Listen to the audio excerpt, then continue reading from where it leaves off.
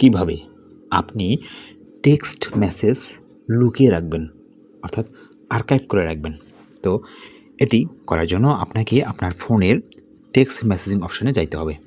এই যে এখানে আসার পর আপনার এইখান থেকে এই যে আপনি যে মেসেজটাকে আর্কাইভ করতে চাচ্ছেন সেটাকে সিলেক্ট করতে হবে। ধরেন এখানে IBBL পিন, এইটা আমি আর্কাইভ করতে চাচ্ছি, তাহলে আমি এটার উপরে চেপে ধরবো। চেপে ধরার পর এটা সিলেক্ট হলো। আপনি যদি আরও একাধিক আর্কাইভ করতে চান তাহলে যেটা চাচ্ছেন সেটা সিলেক্ট করেন।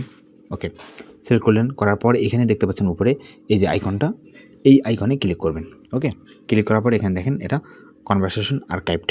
ওকে, এটা আর্কাইভ হলো।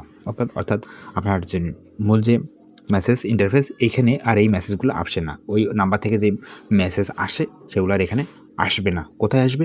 এটা আসবে বা এটা খুঁজে পাবেন আপনি এই যে এখান থেকে আপনি প্রোফাইল এখানে ক্লিক করেন।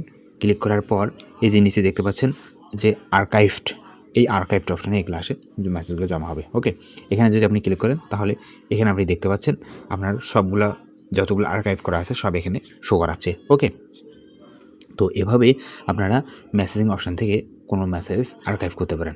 এবার আপনি যদি আর্কাইভ করে রাখতে না চান তাহলে সেক্ষেত্রে কী করবেন? সেক্ষেত্রে যেটা না চান তাহলে ওটা সিলেক্ট করার পর এখানে এই যে ক্লিক করবেন, এখানে ক্লিক করলে আনআর্কাইভ হয়ে গেলো। ওকে, তো এভাবে মূলত আপনারা টেক্সট মেসেজিং অপশান আর্কাইভ অথবা আনআর্কাইভ করে রাখতে পারেন। ঠিক আছে?